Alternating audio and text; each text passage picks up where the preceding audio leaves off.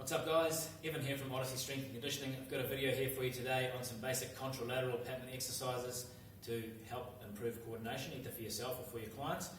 So lots of people as they get older seem to lose the ability to operate the left and right hand sides of their body in coordination. It should be relatively simple, seeing as contralateral pattern movements such as running and walking are things that we do every single day. However, when we make it a little more complex and try and add certain marching activities or crawling pattern movements, some people seem to lose the plot entirely. So I've got a few basic exercises that we can use to start helping to reprogram those contralateral pattern movements so the left and right hand sides of the body communicate together and you can be a little more coordinated and a little less Gumby. So the very first one, if you've ever been familiar with the concept of brain gym exercises, these first few ones are all stolen pretty much straight from brain gym, basic brain gym exercises. The very first one, I'm going to link my hands together. I'm going to stare at my thumbs. I'm going to keep my head very still while I move my thumbs around. So if any of you remember how to do lazy eights from primary school, we're going to draw some lazy eights with the thumbs. I'm going to follow what my thumbs are doing using my eyes, and I'm going to try and keep my head very still. So that's the most very basic one there.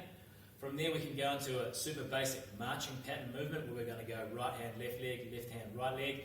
We're going to lift the left knee and touch with the right hand and vice versa. Now this is obviously very simple. Some people can even have a bit of a problem getting this going in the beginning. From there, I'm going to shift to touch the instep with the opposite hand. Once you've got the hang of that, I'm then going to go behind the body. Again, left hand, right leg, right hand, left leg.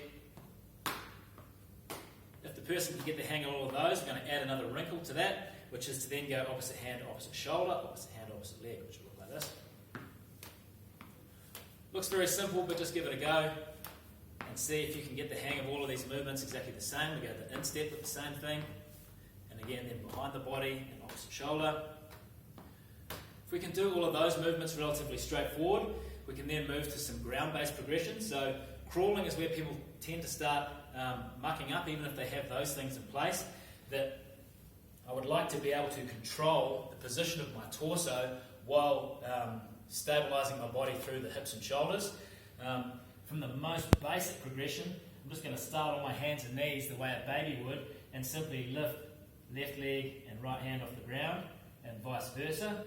For here, I'm trying to keep a little bit of tension in the core and I'm trying to keep an active shoulder. I'm not allowing myself to sink down into my shoulders here. I'm pressing into the ground so I've got an active shoulder. I'm keeping my core turned on.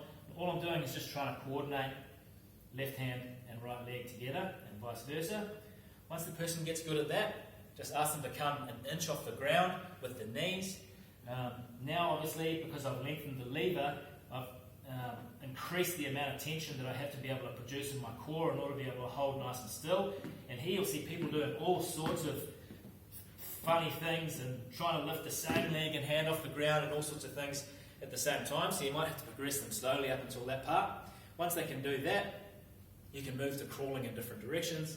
I can go to crawling forwards, crawling backwards, I can crawl sideways, I can crawl on the diagonal. There's all sorts of different crawling pattern movements that I can do. Then, once the person's able to do all of those in a relatively coordinated fashion, you can also start to incorporate those into core exercises as well. So crawling is actually a surprisingly good core workout. It's also really good for hip and shoulder mobility too. Great to put in as part of your dynamic warm-up for your clients as well.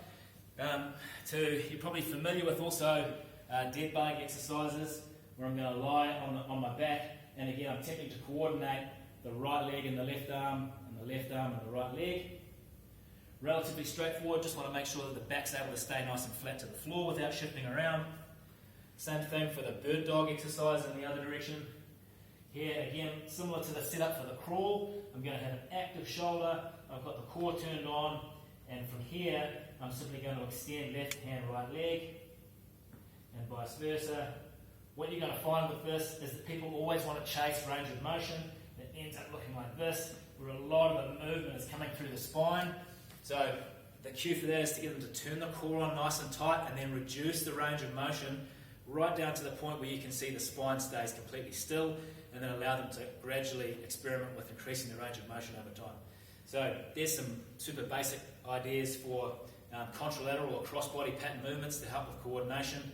If you want any examples of some more technical or slightly harder versions for the core, you can look up my other video on best band resistant core exercises. It's got some good ones in there, and give those a shot and let me know if you have any comments or questions.